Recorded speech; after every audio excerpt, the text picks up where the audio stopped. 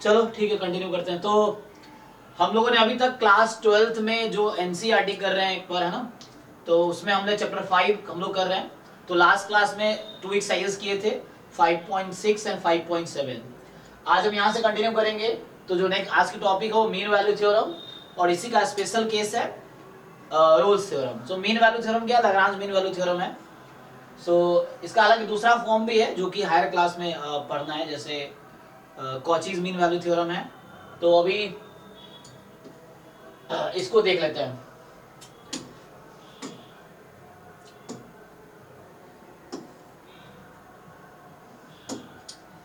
तो जैसे हम देखें, ये जो है लाग्रांज मीन वैल्यू थ्योरम है।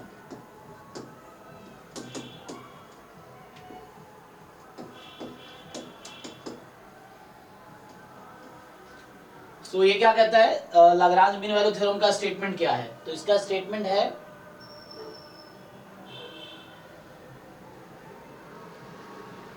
ठीक है।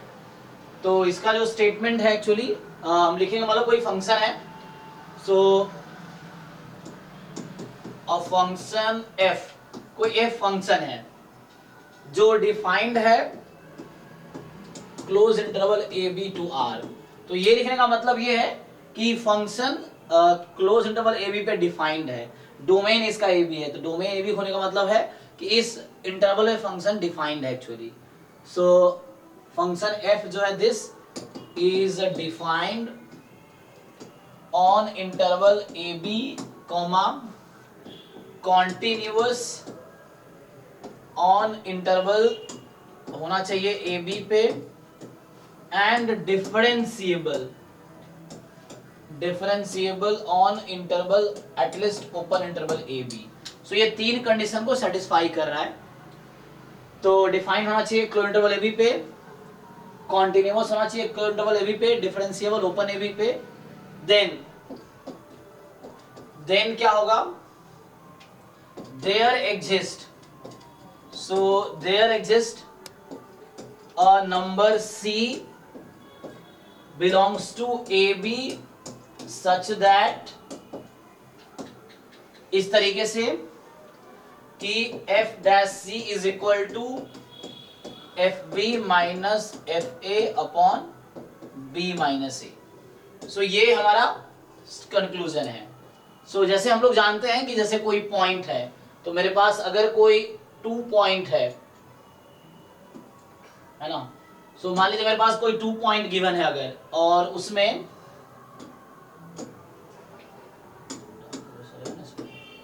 जैसे कोई लाइंस, मान लीजिए कोई ग्राफ बनाते हैं आप, और ये पॉइंट ए है और ये पॉइंट बी है। कोई भी ग्राफ बना सकते हैं, मान लीजिए इस तरह का सपोज ग्राफ है रफली, या इस तरह कोई भी कर्व है इस तरह का। सो इस पॉइंट का जो कोऑर्डिनेट होगा, इसका कोऑर्डिनेट है a कॉमा एफ ए, और इसका कोऑर्डिनेट क्या है, b कॉमा एफ बी। आप इसको ज्वाइन करेंगे तो ये एक लाइन सेगमेंट है जिसका स्लोप होगा। तो ये मान लीजिए पॉइंट यहाँ पे ये a है और ये पॉइंट b है। सो अगर मैं बात करूं स्लोप ऑफ ए बी, तो क्या जानते हैं आप, अगर मुझे किसी कर्व पे 2 पॉइंट पता है तो उसका स्लोप कैसे फाइंड करते हैं?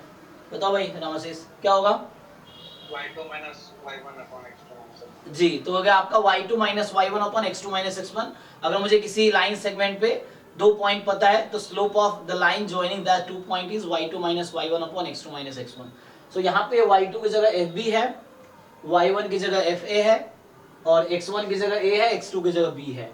तो ये आपका हो गया fb minus fa upon b minus a। तो ये आपका स्लोप हो गया लाइन सेगमेंट ए बी का, तो इसका स्लोप आ गया। अब ये कहना क्या चाह रहा है, ये एफ डैश सी जो है, सो ये रिप्रेजेंट करता है slope of tangent of function F X at X is equal to C. और ये अभी बताया मैंने, ये क्या है, so this is the slope of line joining points है a comma F A, and दूसरा पॉइंट है b कॉमा एफ बी। ठीक है ना, a comma F N, b comma F B. So इस तरीके से है। अब अगर आप इसको, तो कहना क्या चाह रहा है कि एक ऐसा पॉइंट यहां मिलेगा जहां पे स्लोप इक्वल होगा। सो मीन्स यही कहना चाह रहा है रफली कि अगर ऐसा हो रहा है, ये थोड़ा ग्राफ ठीक से ना इस तरह से, मतलब आप समझिए कहने का ये मतलब है कि अगर ऐसा है कि कोई फंक्शन क्लोज इंटरवल एबी पे डिफाइंड है, कॉन्टिन्यूअस है क्लोज एबी पे, डिफरेंशिएबल है ओपन एबी पे, देन उस केस में मुझे कम से कम एक नंबर सी मिलेगा ए बी में। तो एक नंबर सी होगा ए बी के बीच इस तरीके से कि एफ डैश सी की वैल्यू होगी F B minus F A upon B. मतलब ये slope of line segment joining point this equal to the slope of tangent at point C. तो एक ना एक पॉइंट मुझे ऐसा मिलेगा उस इंटरवल ए बी में जहां पे टेंजेंट अगर ड्रॉ करूं, टेंजेंट का स्लोप उस लाइन सेगमेंट के स्लोप के बराबर होगा। तो मतलब दो लाइंस अगर पैरेलल हैं तो उसका स्लोप इक्वल होते हैं। इसका मतलब है कि एक टेंजेंट जो होगा उस लाइन सेगमेंट के पैरेलल होगा। तो ये इसका इंटरप्रिटेशन। कुछ क्वेश्चंस देख सकते हैं तो, और इसी का स्पेशल केस है लाग्रांज मीन वैल्यू थ्योरम का स्पेशल केस है रोल्स थ्योरम। तो रोल्स थ्योरम कहता है कि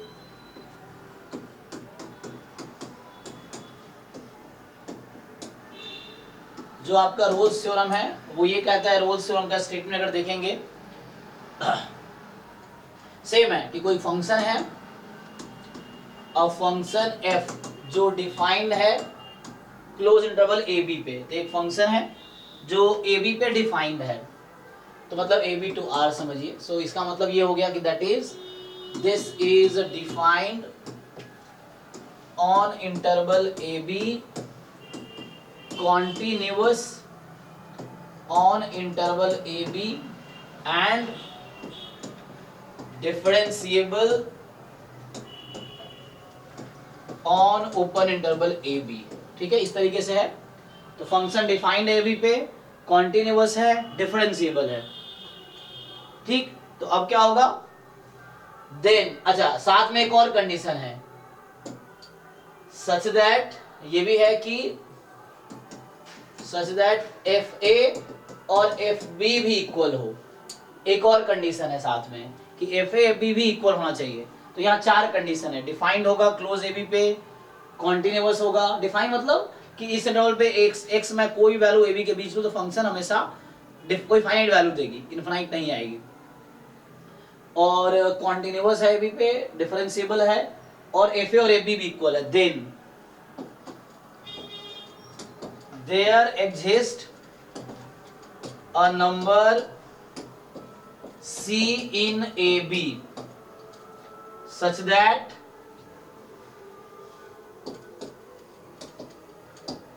है ना। तो यहाँ पे सच दैट लिख दो, एंड भी लिख सकते हैं साथ में। तो यहाँ पे मैं अगर कॉमा लगा दूं तो यहाँ एंड हो जाएगा। तो यहाँ एंड भी लिख सकते हैं आप, एंड यहाँ पे कॉमा लगा दो। तो इस तरीके से है such that F dash c. So अब देखिए पिछला वाला थ्योरम ही अप्लाई होगा, just f a f b क्या हो जाएगा, इक्वल हो जाएगा। तो एफ ए एफ बी अगर इक्वल है तो इसमें आप f a is equal to f b करेंगे तो वैल्यू 0 आ जाएगी। तो इसी का स्पेशल केस है। तो यहां से हो गया एफ डैश सी बराबर 0। तो यहाँ क्या कहना चाह रहा है, अगर इसका आप इंटरप्रिटेशन देखेंगे तो यहाँ भी ऐसा ही है कि हमारे पास क्या है, जैसे ये एक्स एक्सिस और ये वाई एक्सिस। ठीक है, अब यहाँ पे कोई दो पॉइंट ए बी है, मान लीजिए यहाँ पे ए कॉमा बी। सो ये ए है और ये बी है। सो इस तरह से कर्व है कि दोनों पे हाइट इक्वल है। तो मुझे लगता है कि पहले मैं ए बी ना चूज करे, पहले ग्राफ बना लेता हूँ। जैसे मान लीजिए रफली ये ग्राफ बना लिया मैंने। सो एक ये पॉइंट है और मान लीजिए ये पॉइंट है, this is A, this is B. So इसका कोऑर्डिनेट होगा ए कॉमा एफ ए और इसका कोऑर्डिनेट है बी कॉमा एफ बी। तो हमें ऐसा कंसीडर करना है कि दोनों इक्वल है। तो इसको ज्वाइन करेंगे तो एक्स एक्सिस के पैरेलल आ जाए। तो यहाँ एफ ए और एफ बी इक्वल है। तो अगर यहाँ से मैं बात करूँ slope of line segment a b का, तो अगर यहाँ पे हम बात करें स्लोप ऑफ ए बी का, तो ये ए मान लीजिए पॉइंट ए है, दिस इज पॉइंट बी है। चूंकि एफ ए और एफ बी इक्वल है तो स्लोप आ जाएगा है ना F B minus F A upon B minus A, जो कि 0 हो जाएगा। और एक्स एक्सिस का स्लोप भी 0 होता है। तो कहना ये क्या रहा है कि इस बीच में एक पॉइंट ऐसा एग्जिस्ट करेगा, इस बीच में एक पॉइंट ऐसा होगा सी, ए बी इंटरवल के बीच एक पॉइंट सी ऐसा होगा जहां पे डेरिवेटिव उस लाइन के पैरेलल आ जाएगी, जो डेरिवेटिव है वो उस लाइन के पैरेलल आ जाएगी। तो इस तरीके से ये आ जाएगा। कहने का मतलब ये हुआ कि कोई ना कोई एक पॉइंट ऐसा होगा जिसका स्लोप एक्स एक्सिस के स्लोप के इक्वल होगा। तो ये क्या होता है, zero, zero is the slope of x axis, और ये है slope of tangent at point x is equal to c या at point c, so at point c। तो मतलब कहना है एक ऐसा पॉइंट जरूर होगा जहां पे टेंजेंट ड्रॉ करोगे उसके पैरेलल आ जाएगा। तो एक था लाग्रांजिस मीन वैल्यू थ्योरम, ये हो गया रोल्स थ्योरम। अगर इन दोनों का जनरलाइजेशन देखेंगे तो ये दोनों एक तीसरे थ्योरम से आया हुआ है जिसका नाम है कॉचीज थ्योरम, है ना। सो ये भी लिखा था कॉची मीन वैल्यू थ्योरम। तो ये क्या कहता है कॉची मीन वैल्यू थ्योरम, तो ये टू फंक्शंस के लिए बात करता है ना, कि मान लीजिए टू फंक्शन है। सो लेट f जो है f कॉमा g, जो f कॉमा g दोनों डिफाइंड है क्लोज इंटरवल a b पे, ठीक। सो डिफाइंड है क्लोज इंटरवल a b पे, and so these are defined on close interval a b continuous on close interval AB and differentiable होगा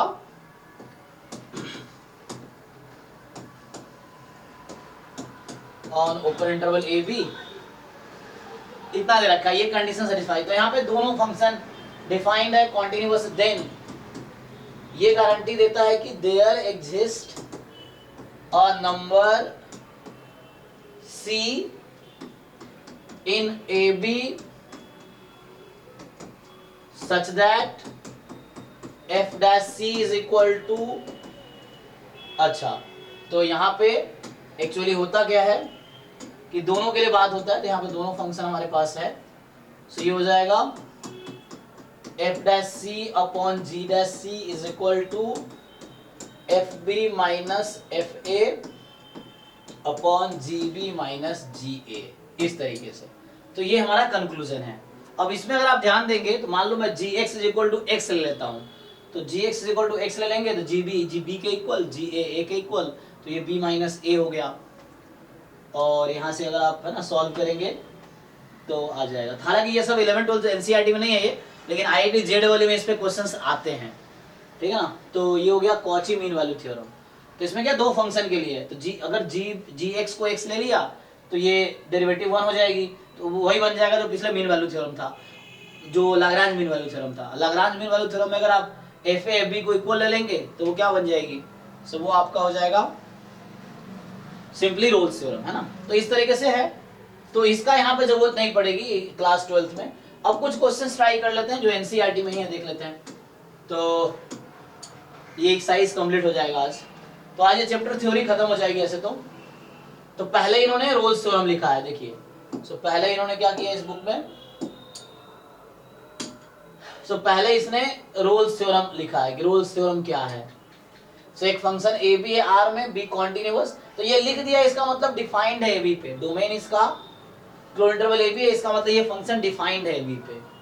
सो B continuous on A B, differentiable on A B such that F ए और F B equal है, दोनों equal है, जहां A B some real number है।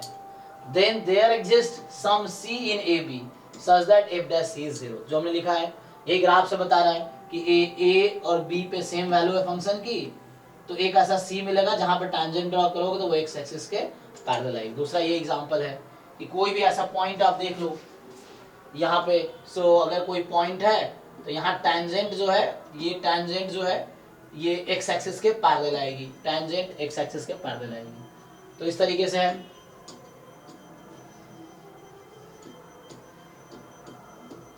अब दूसरा theorem जो इन्होंने लिखा है मीन वैल्यू थ्योरम, तो मैंने रोल्स थ्योरम में लिखा है मीन वैल्यू थ्योरम। तो ये एक्चुअली जो मीन वैल्यू थ्योरम, ये लाग्रांज मीन वैल्यू थ्योरम बोलते हैं इसको। और जो कॉची मीन वैल्यू थ्योरम यहाँ पे एनसीईआरटी में नहीं है, तो हायर लेवल पे है। सो एफ डिफाइंड है तो इंटरवल ए बी पे, कॉन्टिन्यूअस है ए बी पे, डिफरेंशिएबल है ए बी पे, then there exist some C in A B such that F dash C is A B minus F A upon B minus A. So ये सब आप लोग जानते हो, इसको अप्लाई करना है। तो यहाँ भी मतलब क्या है, तो यहाँ भी मीनिंग अगर आप देखेंगे वही कहना चाह रहा है कि ये point a comma F a है, ये point b comma F b है, तो ये लाइन सेगमेंट है जिसका स्लोप होगा, है ना, F B minus F A upon B minus A. तो यहाँ पे एक पॉइंट सी मिल रहा है मुझे जिसका स्लोप इसके इक्वल है, और यहाँ पे स्लोप क्या होता है, एफ डैश सी। तो ये क्वांटिटी और ये क्वांटिटी इक्वल हो जाएगी, क्योंकि टैंजेंट का स्लोप आप ड्रॉ करते हैं तो dy बाई डी एक्स किसी पर्टिकुलर पॉइंट पे स्लोप देता है उस पॉइंट पे टैंजेंट का। तो आप dy अपॉन डी एक्स जब निकालते हैं, कोई पॉइंट पुट करोगे तो उस पे क्या मिलेगा, स्लोप ऑफ टैंजेंट मिलेगा। सो इस तरीके से है। चलिए कुछ क्वेश्चंस ट्राई कर लेते हैं।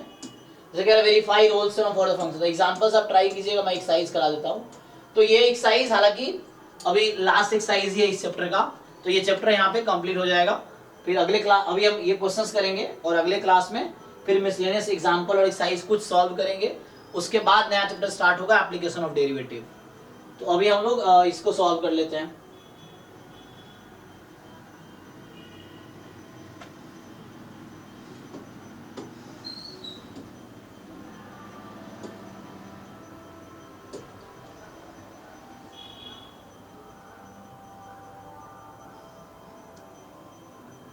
सर न्यू वाले एनसीईआरटी में ये टॉपिक शायद नहीं।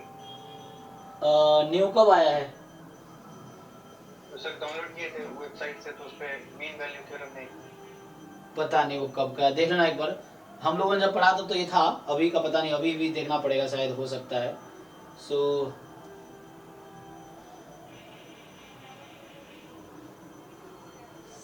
इसका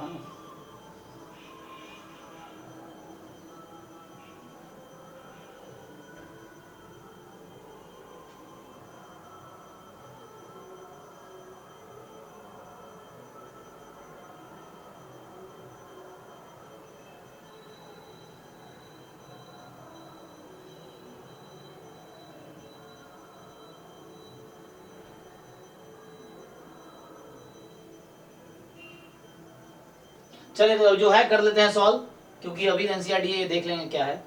तो हमें तो सीखना है। तो पहला क्वेश्चन क्या बोल रहा है कि verify roles theorem for the function this.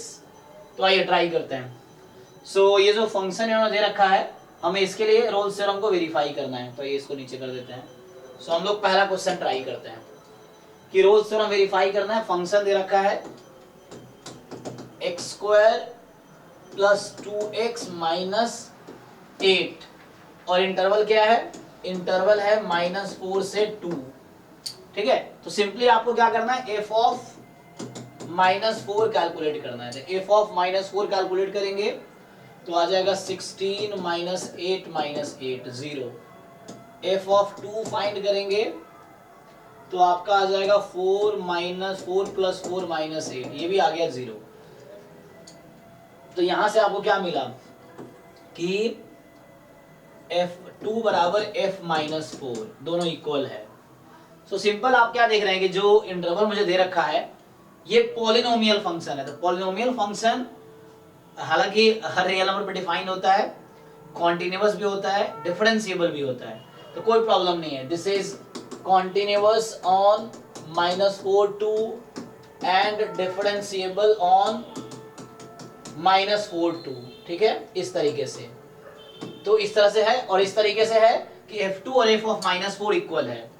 f2 and f of -4 क्या है, दोनों इक्वल है। तो मतलब ये है कि हम यहाँ पे हमें क्या रोल्स थ्योरम लगाना था, तो रोल्स थ्योरम लगाएंगे क्योंकि इक्वल है ना। हाँ, तो रोल्स थ्योरम लगा सकते हैं। तो रोल्स थ्योरम ये कहता है कि there exist c such belongs to -4 and 2 such that f dash c 0 होगा। चलिए इसका डेरिवेटिव निकाल लेते हैं।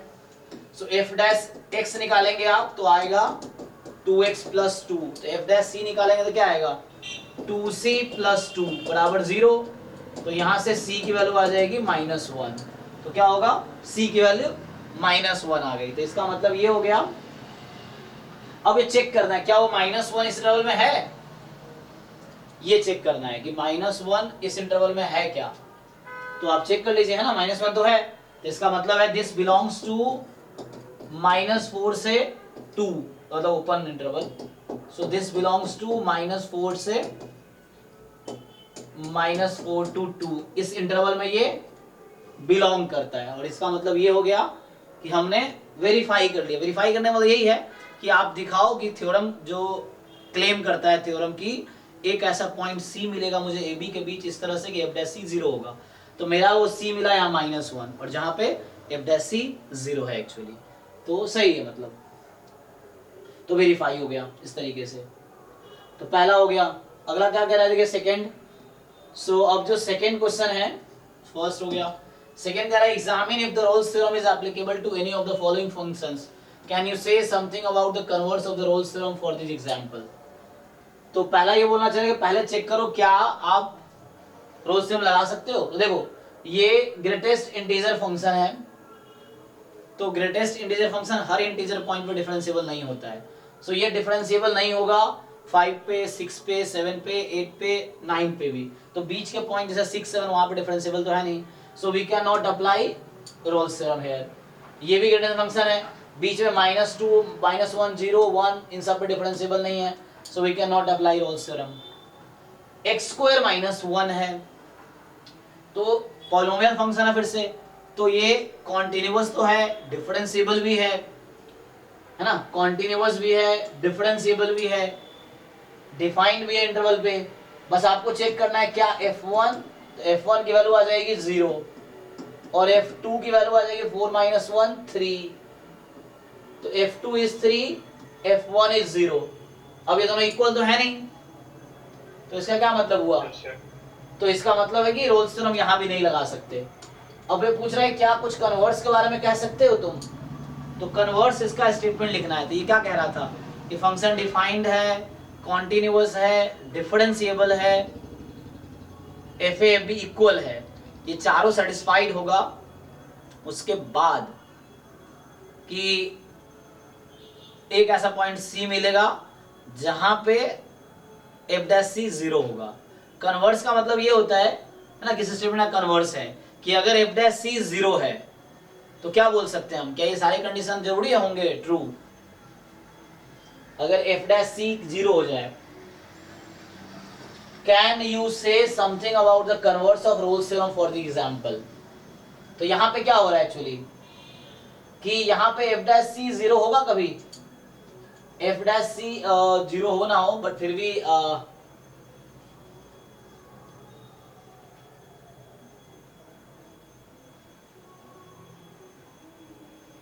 क्या बोल सकते हैं रोल्स थ्योरम में कन्वर्स के बारे में, है ना। हमने तो अभी ये डिसाइड किया कि डिफरेंशिएबल नहीं है तो नहीं है, बट कन्वर्स के बारे में पूछ रहा है, क्या कन्वर्स को कुछ बोल सकते हैं। ये सर कंटीन्यूअस भी तो नहीं है। जैसे यहाँ पे क्या है कि जैसे यहाँ पे हमने क्या देखा कि f2 is not equal to f1, और यहाँ पे अगर आप f डैश x को 0 पुट कर दो, सो f डैश x को 0 पुट करोगे तो क्या होगा, अगर f डैश x निकालूं जो कि है 2x - 1, 2x - 0 सॉरी 2x आ गया, सो 2x बराबर 0 मतलब x बराबर 0, लेकिन x बराबर 0 से बिलोंग कर ही नहीं रहा। तो मतलब वही है कि अगर क्रॉस मतलब वही कहना चाह रहा है कि कन्वर्स का मतलब ये होता है अगर f डैश c मान लो 0 है तो क्या हम कुछ बोल सकते हैं इसके बारे में, तो कुछ नहीं बोल सकते। कन्वर्स का कुछ वो नहीं है, इसका कन्वर्स जरूरी नहीं है ट्रू होगा। अगर किसी फंक्शन का डेरिवेटिव किसी पॉइंट पर 0 हो जाए तो उसका कन्वर्स कुछ बोल सकते हैं कि फंक्शन डिफरेंशिएबल होगा, तो ठीक है, लेकिन f a f B equal होगा कोई जरूरी नहीं है। जैसे यहीं पे देख लो 0 पे है लेकिन यहाँ पे तो कन्वर्स में नॉट बी ट्रू, इसका कोई वो नहीं है, मतलब सिंपल है कि वैसा होगा नहीं एक्चुअली।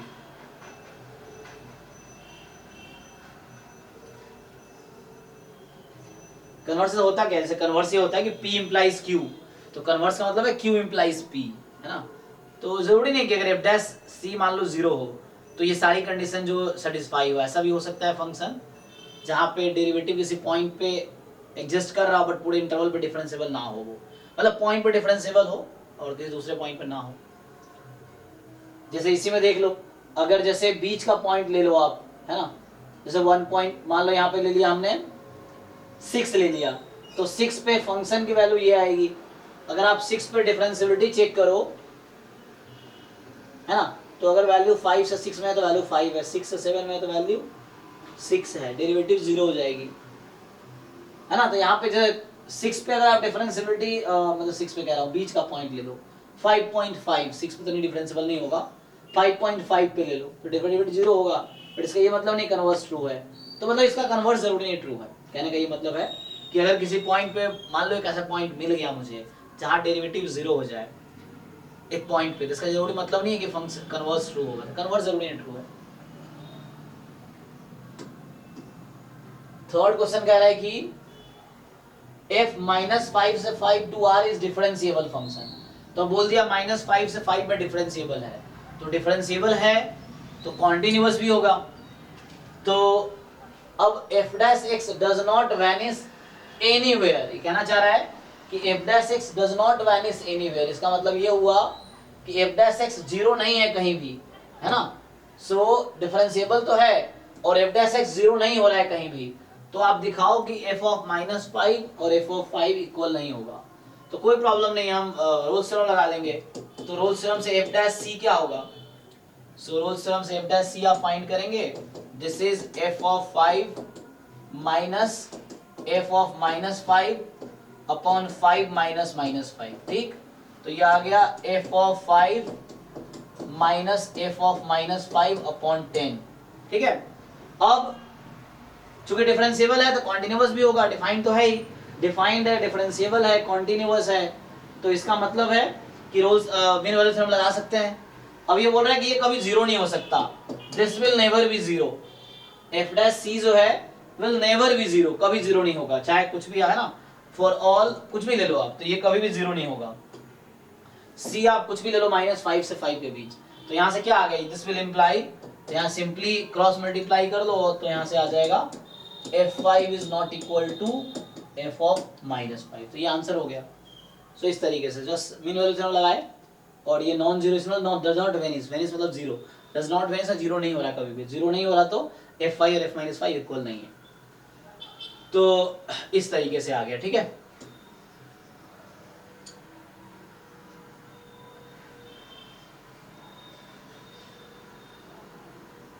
नेक्स्ट फोर्थ कह रहा है कि वेरीफाई मीन वैल्यू थ्योरम कब, अगर फंक्शन है x² - 4x - 3 for the interval a b, जहां a 1 है b 4 है, देख लीजिए। सो हम इसको ट्राई करते हैं, तो फोर्थ क्वेश्चन ट्राई करते हैं। सो फोर्थ क्वेश्चन ये है कि f ऑफ 1 निकाल लीजिए। सो fx आपका है x² - 4x - 3, सो 1 - 4 - 3, ठीक है, तो ये आ गया 1 - 7, तो -6 हो जाएगा। f of 4, so f of 4 निकालेंगे तो 16 - 16 - 3, ठीक है, सो ये आ गया आपका -3।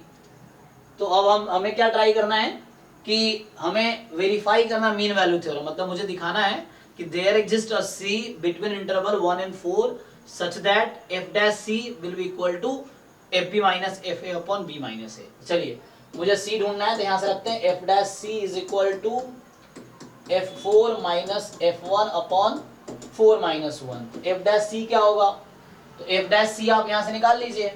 सो fx आपके पास है x² - 4x - 3, तो f dash x यहाँ से निकालेंगे 2x - 4, तो ये आ जाएगा 2c - 4 इज इक्वल टू, ठीक है, सो 2c - 4 is equal to f4, f4 है -3 माइनस f1 -6 अपॉन 4 - 1 जो कि 3 हो जाएगा। सो यहाँ से 3 हो गया, तो यहाँ से आपके पास आ गया 2c - 4 is equal to 6 - 3, 3/3 which is 1, सो 2c - 4 इज 1, तो c बराबर आ गया 5/2।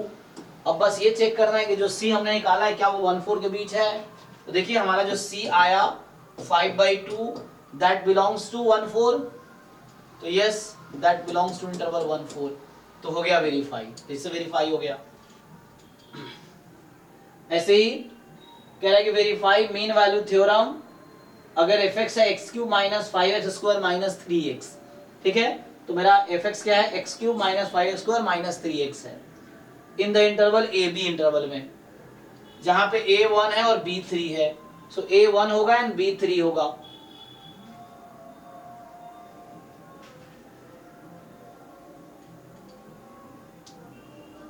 तो ठीक है, ऐसे ही हो जाएगा जैसे हमने फोर्थ क्वेश्चन किया है, सेम वे में हो जाएगा कि आप Yes. सर। वैसे ही है ना, F1 निकालो, F3 निकालो, फिर आप वो करो। फिर कह रहा find all C such that F dash C is 0। तो एक्चुअली अब आपको अलग से बोल रहा है कि F डैश C को 0 पुट कर दो। तो F डैश X निकालोगे तो 3x square minus 10x minus 3 equal to 0 put करो, C की 2 वैल्यू आ जाएगी। तो यहाँ ये नहीं कह रहा रोल्स थ्योरम लगाओ, रोल्स थ्योरम तब लगेगा जब 1 और 3 पे वैल्यू इक्वल आए, तब रोल्स थ्योरम ट्रू होगा। यहाँ ऐसे ही पूछ रहा है कि वैसा C निकालो जिसमें F डैश C 0 हो जाए। तो जैसे अगर मैं ट्राई करूं, मान लीजिए F डैश C निकाले, तो 5वें क्वेश्चन में मीन वैल्यू थ्योरम तो इजीली वेरीफाई किया जा सकता है, वो कोई भी कर सकता है। तो मेन है F डैश X निकालना। तो यहाँ हो गया 3x square minus 10x minus 3। तो F डैश C रखोगे तो ये 3c square minus 10c minus 3 0। तो यहाँ से क्या होगा, 3 3 जा 9, 3c square minus 9c minus 3 is equal to 0। So यहाँ से आ गया 3c आप कॉमन लीजिए, तो c माइनस 3 माइनस 1 कॉमन ले लो। एक मिनट, माइनस 9 था ना ये, तो माइनस 9 था तो मुझे 10 करना था। एक मिनट, ये फैक्टराइज होगा। सो 3x square minus 10x minus 3। तो चलो उससे निकाल लेते हैं। c बराबर क्वाड्रेटिक फॉर्मूला से 10 plus minus root under b square minus 4ac। तो माइनस बी ना, तो minus b plus minus b square 100 minus 4ac। So this upon 2a, 2 into 3। तो यहाँ से आ जाएगा आपका 10 plus minus root under 136 upon में 6, ये आ गया। सो अब यहाँ से अब कैलकुलेशन करना पड़ेगा आपको, ये वैल्यू है। तो यहाँ से C की एक वैल्यू आई 10 प्लस रूट अंडर 136 अपॉन 6, अगला है 10 माइनस रूट अंडर 136 अपॉन 6, ये आ गया। सो इससे आप फाइंड कर लीजिए C की वैल्यू, तो ये आंसर हो जाएगा। बस आपको ना C निकालो। अच्छा, अब चेक करना पड़ेगा क्या ये 1 3 के बीच है, तो इसको वैल्यू निकाल के चेक कर, डेसिमल में कन्वर्ट कर सकता है। सो कैलकुलेटर से कन्वर्ट कर लीजिए, देखिए 1 3 के बीच में आता है कि नहीं आता है। इस तरह 136 का रूट डायरेक्टली आएगा क्या, नहीं आएगा।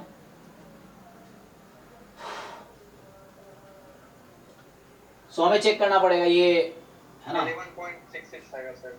कौन सा रूट 136 का वैल्यू? रूट 136 कितना आएगा, 11.66। 11.66। चलिए, सो 10 प्लस 11.66 बाई 6 और एक 10 माइनस 11.66 बाई 6। तो ये तो ऐसे ही 1 3 के बीच में नहीं आएगा क्योंकि वो नेगेटिव हो गया। अब ये कितना हो गया, 10 प्लस 11 21, 21.66 अपॉन 6, 6 3 18, 3 पॉइंट समथिंग, तो ये भी बाहर हो जाएगा। तो यहाँ पे ऐसा एक भी C नहीं मिल रहा 1 3 के बीच। ऐसा क्यों हुआ है, क्योंकि यहाँ पे FA और FB इक्वल नहीं था ना। आप अगर F1 निकालेंगे, तो अगर आप यहाँ पे F1 निकालते, सो F1 1 minus 5 minus 3, 1 minus 8 minus 7, और F ऑफ 3 निकालते, 3 का क्यूब 27, 9 5 जा 45 और माइनस 3, तो ये आ गया 27 माइनस 48। ठीक है, सो 27 माइनस 48, इसको आप सब वो कर लीजिए कैलकुलेशन, माइनस 21 आ गया। ये दोनों इक्वल नहीं था ना, तो अगर ये FA और FB इक्वल होता तब ऐसा एक C मिलता मुझे 1 3 के बीच गारंटी के, तो guaranteed such that F dash C is 0। तो यहाँ डायरेक्टली आपने जस्ट F डैश C को 0 पुट करके चेक किया, तो ये जो दो नंबर आए, no one lie in the interval 1 3, है ना। इट्स सिंपल, बिकॉज ऐसा होता you must get at least one number between 1 and 3 when FA is equal to FB। मतलब रोल्स थ्योरम पे सारे कंडीशन सेटिस्फाई करने चाहिए, तो यहाँ सेटिस्फाई नहीं हो रहा, तो इसलिए ऐसा हुआ है। तो इसमें ये नहीं कि कोई थ्योरम गलत हो गया, ऐसा कुछ नहीं है ना। सो बस आपको सारे कंडीशन सेटिस्फाइड है देन वो मिलेगा। सो यहाँ नहीं मिला बिकॉज ये FA और FB इक्वल नहीं था, है ना। पहले अगर आप मीन वैल्यू थ्योरम लगाएंगे तो F dash C is equal to F3 minus F1 upon 3 minus 1, उससे C की वैल्यू निकाल लीजिए, जरूर 1 3 के बीच में आपको आंसर मिलेगा। वेरीफाई करना है तो वो तो मिलेगा ही, ठीक है। तो मुझे लग रहा है कि examine the applicability of mean value theorem all the function given exercise 2। अब कहना चाह रहा है कि ये जो सेकंड क्वेश्चन है इसमें आप रोल्स थ्योरम चेक कर रहे थे क्या इसमें हम मीन वैल्यू थ्योरम लगा सकते हैं? तो देखिए पहला में मीन वैल्यू थ्योरम भी नहीं लगा सकते, यहाँ पे मीन वैल्यू थ्योरम नहीं लगा सकते, तो डिफरेंशिएबल ही नहीं है। एक्स स्क्वायर माइनस 1 है, तो अब यहाँ पे मीन वैल्यू थ्योरम लगा सकते हैं थर्ड पार्ट में, क्योंकि ये डिफाइंड है इंटरवल पे, कंटिन्यूअस है, डिफरेंशिएबल है, और एफ भी है ना 103 है, तो कोई प्रॉब्लम नहीं है। सो थर्ड पार्ट में रोल्स थ्योरम नहीं लगा सकते थे, मीन वैल्यू थ्योरम लगा सकते हैं। तो इसके साथ हमने सारे क्वेश्चन डिस्कस कर लिए इस एक्सरसाइज के। जो एक्सरसाइज में एग्जांपल्स अपना बच्चे खुद ट्राई करें, क्योंकि बहुत सारे लोग रिकॉर्डिंग देखते हैं। सो ऐसा मेरा पर्पस भी टीचिंग का रिकॉर्डिंग ही, हालांकि समहाउ रिकॉर्ड हो जाए तो ठीक है। तो यहाँ पे क्या है कि ये हमने एक्सरसाइज सारे करा दिए, सारे एक्सरसाइज। अब किसी बच्चे को डाउट है इसमें एग्जाम्पल में, तो आप कमेंट में पूछ सकते हो, या फिर आप लाइव क्लास ज्वाइन करके। तो अगले क्लास में मैं यहाँ से कंटिन्यू करूंगा। सो नेक्स्ट क्लास में मैं मिसलेनियस के कुछ एग्जाम्पल्स तो मैं थोड़ा बचूंगा, क्योंकि एग्जाम्पल आपको खुद ट्राई करना है। एक्सरसाइजेस मैं कर दूंगा, एग्जाम्पल ऑलरेडी सॉल्व है एनसीईआरटी में, आप ट्राई करो। फिर भी अगर समझ नहीं आता तो आप मुझसे डिस्कस कर सकते हो, किसी एग्जाम्पल में ये समझ नहीं आया, क्योंकि जरूरी नहीं इसने जो सॉल्व किया वही तरीका है। आप अपने तरीके से सॉल्व करोगे, बुक का सॉल्यूशन जो उससे बेटर सॉल्यूशन आप लिख सकते हो, बट ट्राई करना पड़ेगा आपको। तो ट्राई कीजिए, अगर कोई डाउट देखेंगे तो एक क्लास में चैप्टर 5 पे और दूंगा, मिसलेनियस के एक्सरसाइजेस सॉल्व करेंगे, और उसके बाद फिर हम लोग अगला chapter application of derivative start करेंगे। चलिए, thank you so much, good night. Thank you.